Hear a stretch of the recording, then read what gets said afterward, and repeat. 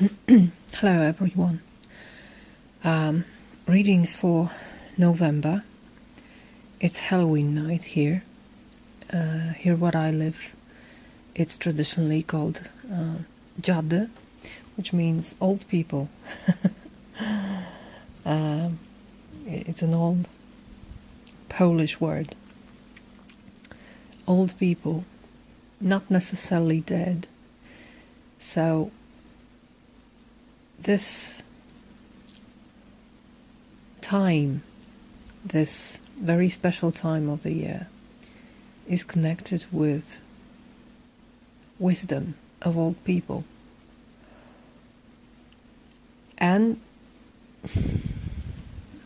moreover, the wisdom of the dead. And that's why this month I wanted to use this deck, Santa Muerte Tarot deck, which is very much containing death, as you can see. The skull, beautifully painted. But what you can read here is memento vivere, which means remember about life. And what I think is that what makes life really meaningful is death. It's not the end of life, as it is very wisely mentioned here. Death isn't the opposite of life. If there is anything opposite to death, it's birth, not life. So death as a part of life, as a very valuable particle that makes life really what it is, really worth living. And I waited for this deck to come, and it came. It has come today to my house, so I'm going to use it. I think I'm going to make a review of this in English, but not today. I want to make readings, and I also want to mention that the full moon in Taurus is coming in a few days. I think it's Saturday morning here where I live in Europe. So in a few days. And this moon is all about abundance. It's all about wealth. It's all about how much we can receive from life. I don't want to say take, but receive. How open we are to receive and how safe we are with it. And that's why these readings are somehow profiled into this direction. How to make the best of life. How to receive as much as we can, nurturing ourselves during this time. Okay, so let's start our readings. See you in your sign. Hello Virgo. Here's a reading for you for November 2017. The cards are already shuffled. I just want to cut them, so please guide me for Sun, Moon and Rising Virgo. That was seamless. You Virgo, your energy, King of Swords again. A Taurus has just had it. What's with this King of Swords? The challenge. King of Cups. The challenge, which can also be your chance. The unexpected. Ace of Swords. It's happening again. You're not the first one to have Ace of Swords. Funny how earth signs have swords, very many swords in their readings. Mm? The outcome or the outlook or the vista, as I say, inside the Eight of Pentacles.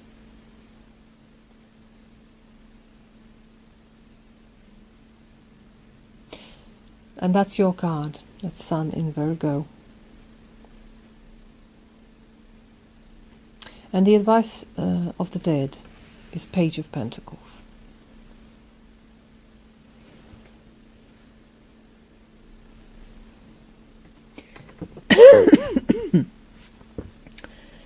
The background energy is Eight of Cups. I love this card. Look at this. Eights are particularly beautiful in this deck. Like she's observing the drop, a very valuable one, and it's like she realizes it's missing from her cheek. Great artwork, really. It's shining. Yeah. So Eight of Cups, emotional development, the need to go, the need to move from something that doesn't serve you anymore.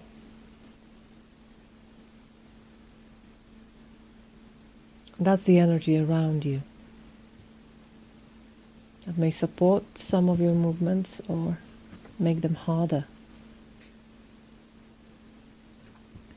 Can be someone in your environment doing so. And you're King of Swords. And I see him as a very experienced warrior.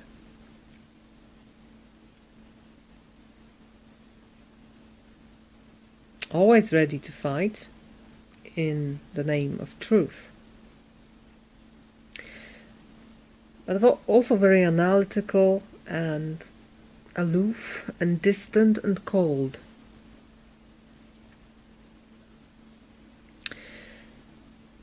But as much as he may seem detached or unemotional, the truth about him is that as he mastered his mind, he is open and ready to pursue more complicated emotional goals within him. And that's the challenge here. But for you, I feel this is a chance to be so calm and cool and collected in your mind that you're ready to develop more in this emotional area of your life and have your heart right here visible, and drink from your cup and enjoy love.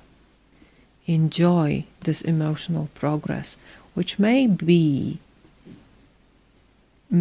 seem as something hard, as something sad, but it doesn't have to be. When your heart is calling you, and when you're really dedicated to your heart, to your feelings, to your emotions, when you're ready to follow your heart's desire, this may be sad, but still making you happy. That's the paradox of the Eight of Cups.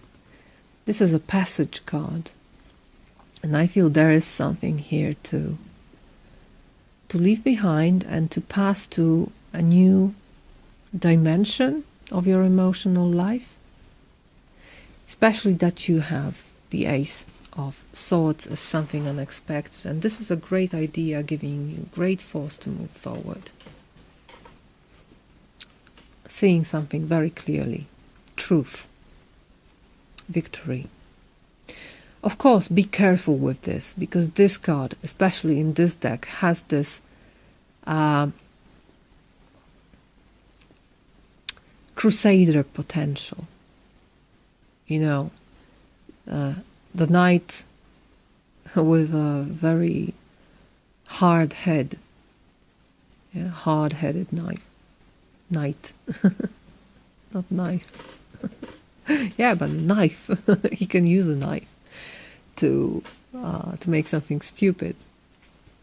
I usually see it as the energy of a Prince of Swords or Knight of Swords, but this Ace of Swords has this potential to be used in a destructive manner.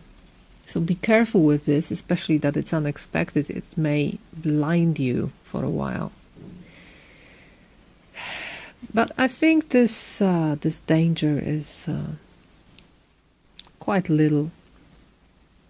You seem very balanced. You seem very connected. You seem grounded.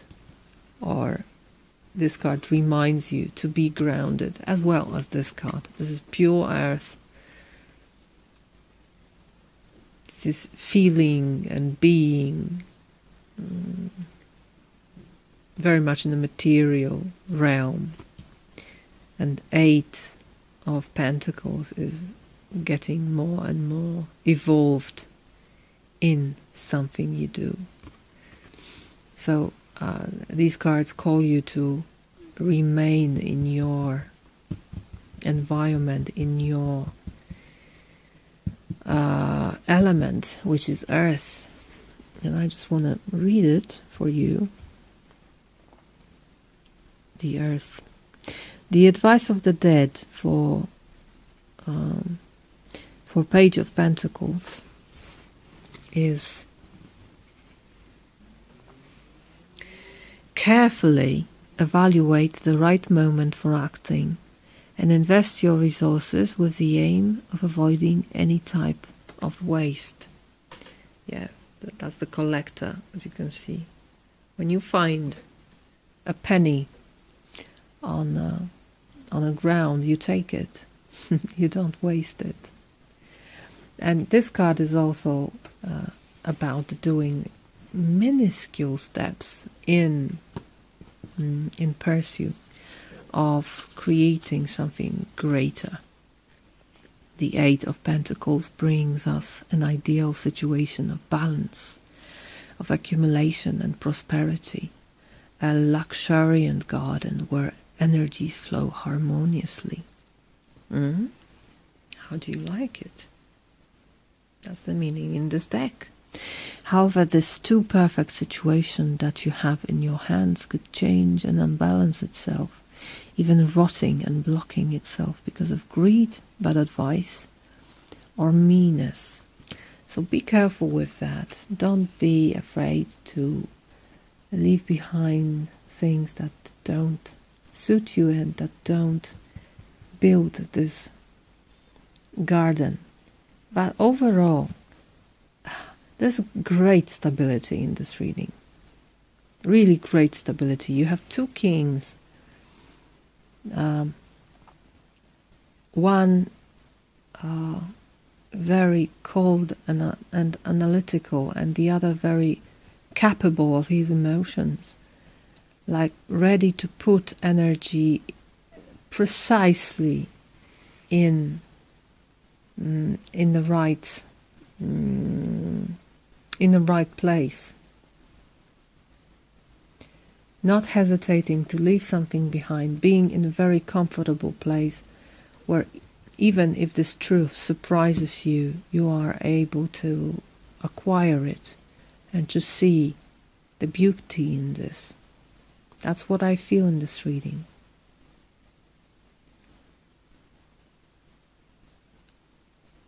There is abundance already in your life, so you can freely enjoy it, Virgo.